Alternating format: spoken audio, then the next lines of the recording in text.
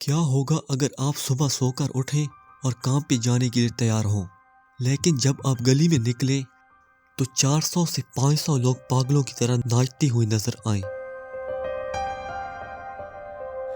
کچھ ایسی ہی کہانی ہے فرانس کے شہر سٹرسبرگ کی۔ جولائی 1518 کا ایک نارمل دن تھا۔ لوگ اپنے کاموں میں بزی تھے۔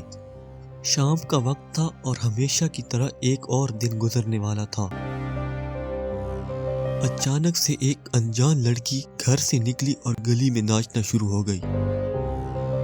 پہلے تو لوگوں کو سب کچھ نارمل لگ رہا تھا، لیکن جب وہ لڑکی کئی گھنٹوں تک ناچتی رہی تو لوگ اس کے بارے میں پریشان ہونے لگے۔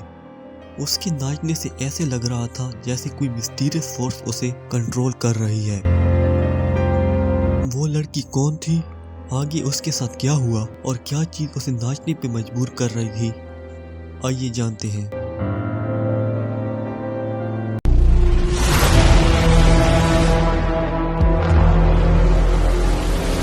وہ لڑکی اگلے دن تک ناچتی رہی۔ لوگوں نے اسے روکنے کی کوشش کی لیکن اس نے ناچنا بند نہیں کیا۔ وہ اب اسے دیکھ کر خوفزدہ ہونے لگے۔ انہیں لگ رہا تھا کہ اس لڑکی پر کسی نے جادو کر دیا ہے یا کوئی جن بھوت اسے نچا رہا ہے۔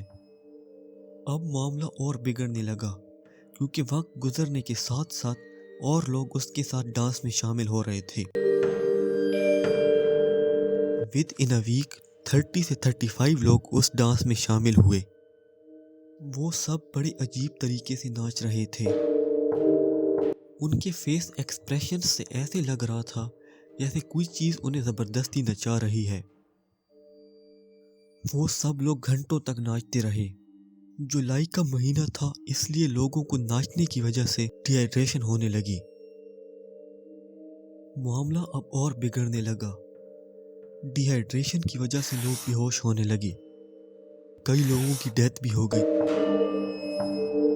لیکن وہ ناچنا پھر بھی بند نہیں کر رہے تھے۔ لوگوں میں خوف پھیلنے لگا۔ لوگوں کو یہ چیز ڈرانے لگی کہ کیا ہوگا اگر اگلی باری اس کی ہوئی، کیونکہ جو شخص ایک بار ناچنا شروع کر دیتا اس کا اینڈ موت ہی ہوتا۔ اسی ڈر سے کئی لوگ شہر چھوڑ کر چلے گئے۔ اس سٹرینج بیماری کا سلیوشن ڈھونڈنے کے لیے سٹرسبرگ کونسل نے ایک میٹنگ رکھی۔ اتھارٹیز کو کچھ سمجھ نہیں آ رہی تھی کہ کیا ہو رہا ہے، اس لیے انہوں نے فزیشینز کے ساتھ کنٹیکٹ کیا۔ فزیشینز نے ایک مشورہ دیا۔ یہ ہسٹری کا one of the most foolish decision تھا۔ اس دور کی میڈیکل بیلیفز کی بیس پر فزیشینز نے مشورہ دیا کہ ڈانس کرنے والے لوگوں کے لیے ایک سٹیج سجایا جائے اور میوزیشینز کو ہائر کیا جائے، کیونکہ ڈانس کرنا ہی اس بیماری کا علاج ہے۔ سٹرسبرگ کے لوگ موسٹلی ریلیجیس تھے، اس لیے کچھ لوگوں نے کونسل کو یہ مشورہ بھی دیا کہ انہیں ناچنے دیا جائے کیونکہ یہ ان کے گناہوں کی سزا ہے اور ڈانس کرنے کی وجہ سے ان کے گناہ معاف ہو جائیں گے۔ لیکن اس ڈیسیژن پر انہیں پچھتانا پڑا کیونکہ میوزک کی وجہ سے لوگ اور انٹینسلی ناچنے لگے۔ اس وجہ سے انہیں اور زیادہ ڈی ہائیڈریشن ہونے لگی اور زیادہ لوگ بے ہوش ہونے لگے۔ یہ دیکھ کر کونسل نے اپنے میوزیشینز واپس بلا لیے۔ اب معاملہ ہاتھ سے نکل چکا تھا۔ لوگوں کی پرسنل لائف ڈسٹرب ہونے لگی۔ ڈانس میں اور زیادہ لوگ شامل ہو رہے تھے اور کچھ ہی دنوں میں انہوں نے پوری گلی کو بند کر دیا۔ کونسل نے پھر سے ایک میٹنگ بلائی۔ اس بار وہ اس بات پر ایگری ہوئے کہ خدا لوگوں کو گناہوں کی سزا دے رہا ہے، اس لیے انہیں ان کے حال پہ چھوڑ دیا جائے۔ اس کے بعد جو لوگ بے ہوش ہوتے گئے انہیں ہیلنگ شرائن یا چرچ لے جایا جاتا اور وہاں ان کے لیے دعا کی جاتی کہ خدا ان کے گناہوں کو معاف کر دے۔ یہ ڈانس 1 مہینے تک چلتا رہا۔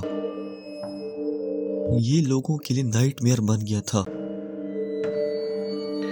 اس لیے وہ سٹی کو گڈ بائی کرتے گئے اور کچھ ہی دنوں میں پورا سٹی ویران ہو گیا۔ یہ ڈانس صرف فرانس میں شروع نہیں ہوا بلکہ اس نے 14 سے 17 سینچری میں فرانس اور جرمنی کی کئی اور سٹیز کو بھی افیکٹ کیا۔ یہ ڈانس کیوں شروع ہوا اور اس کے پیچھے کیا وجہ تھی، یہ مسٹری ابھی تک انسالوڈ ہے۔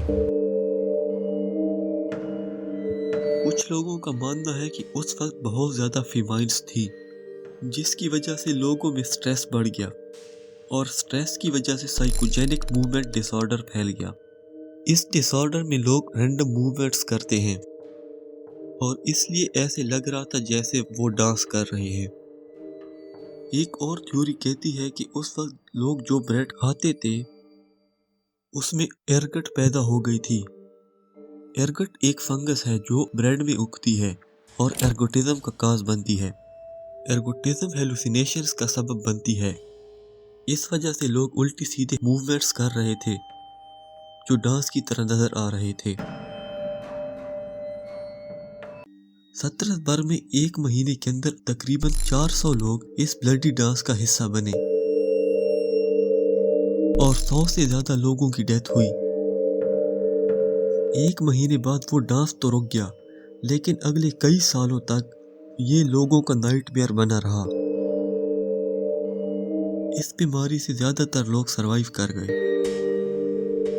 اس کے پیچھے کا ریزن بھی ابھی تک مسٹری ہی ہے اور اس مسٹیریس بیماری کو نام دیا گیا دی ڈانسنگ پلیگ۔